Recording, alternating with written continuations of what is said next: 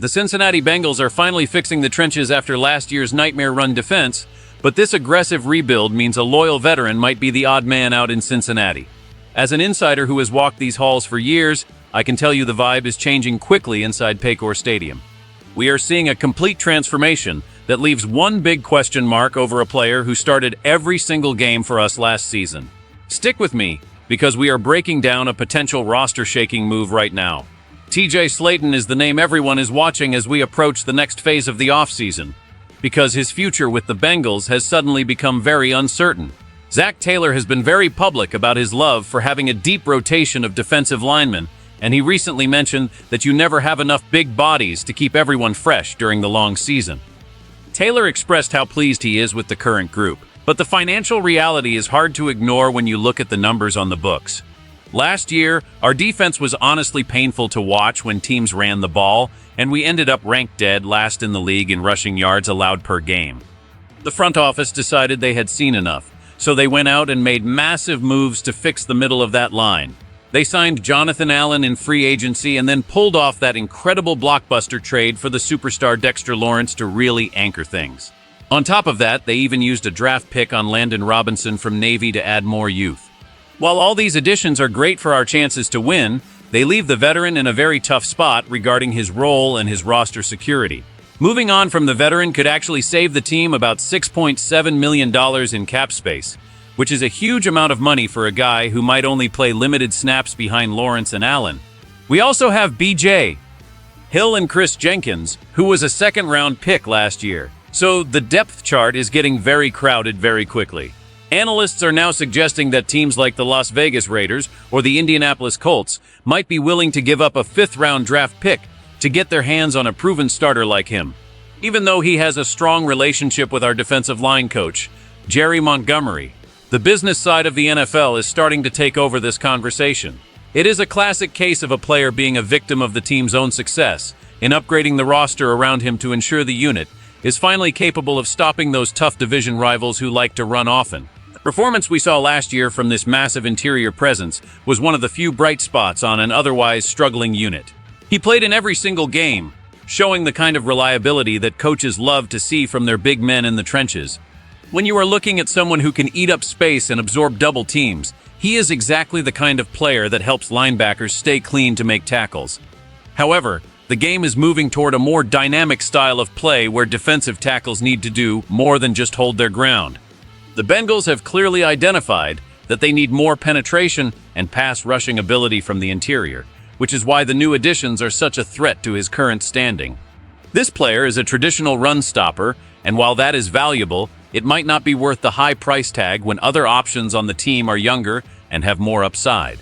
The coaching staff has to decide if they value his veteran experience more than the potential of the new faces who are fighting for snaps. It is a tough position to be in, because he has done everything the team asked of him since he arrived in Cincinnati. We often talk about loyalty in sports, but when you are trying to win a championship, those sentimental feelings often have to take a back seat to roster efficiency. If he stays, he provides an incredible insurance policy that ensures our defense will not crumble if one of the starters goes down with an injury. Having that kind of depth is what separates the playoff teams from the ones watching from home in January. But if the team feels they can find that same production elsewhere for a fraction of the cost, they have to seriously consider making a move. It is about balancing the chemistry of the locker room with the objective needs of the salary cap and the depth chart. Every practice and every preseason snap will be scrutinized to see if he still has a place in this new-look defense that is being built to dominate opponents and bring respect back to our city while we chase that elusive Lombardi trophy that we have all dreamed about. Building a championship roster requires making some cold and calculated decisions that fans might not always agree with at first glance. We all want to see the Bengals win a Super Bowl, and sometimes that means moving on from good players to make the team great. If this trade happens, it means the front office is fully committed to the new identity they have created for the defensive line. This could help them win more games because that extra money could be used to fill other holes that might appear during the long and grueling season. We have seen in the past how a lack of depth at one position can derail an entire year. So having the flexibility to add a veteran mid-season is a huge advantage. If they decide to keep the roster as it is, they are prioritizing a brick wall approach where they simply overwhelm opponents with size and strength. That is a valid strategy in the physical AFC North, but it comes with the risk of being too heavy at one position while being thin elsewhere. The simplified reality is that every player on the team has to provide value that matches their cost, and right now, the math is getting very tricky for this specific veteran. Winning in the NFL is about maximizing every single resource you have. And a fifth-round pick can turn into a starter if your scouting department is doing its job. We have to trust that the coaches and the general manager have a clear vision for how this defense will function without the veteran if they choose to let him go. The consequences of this decision will be felt the moment the first whistle blows against a team that likes to run the ball right at us. If the defense holds firm, the front office will look like geniuses who knew exactly when to sell high on a player. If the run defense continues to struggle despite the new additions, the fans will rightfully question why we let a proven starter walk away for a late-round pick that might never even see the field.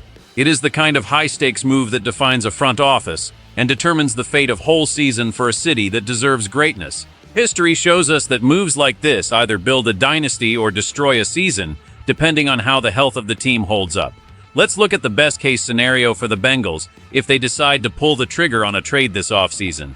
We send the veteran to a team in the NFC, pick up a valuable draft asset, and use the saved money to bring in a veteran safety who can help our young secondary. The new starters in the middle of the line stay healthy and become the most feared duo in the league, completely shutting down the run games of the Ravens and the Browns.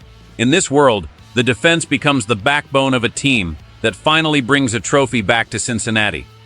It is a beautiful vision that every fan in this city wants to see become a reality after years of coming so close. But we also have to be brave enough to look at the worst-case scenario and what it could mean for our Super Bowl dreams. Imagine the veteran is traded, and then during a random practice in August, one of our key interior players suffered a season-ending injury. Suddenly, the deep rotation that Zach Taylor was so excited about is gone, and we are left with unproven rookies and late-round picks trying to fill the void. The run defense starts to leak yards again, and our star quarterback has to play in shootouts every single week just to keep us in the games. The tension between being efficient and being safe is what makes this such a fascinating story to follow as an insider. We have seen this movie before where a team gets too cute with their roster and ends up regretting it when the injuries start to pile up.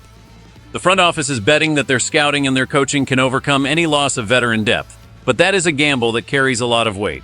Every fan has to decide for themselves if they are comfortable with that level of risk for a team that is in its prime winning window.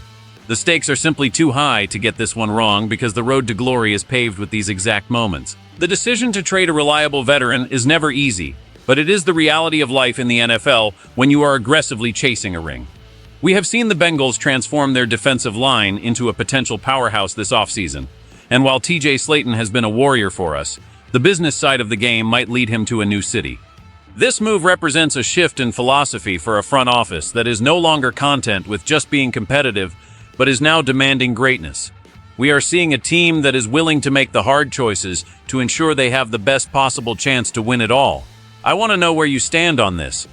Be honest, would you trust a rookie or a cheaper veteran in this situation, or would you rather keep the proven starter to protect against injuries?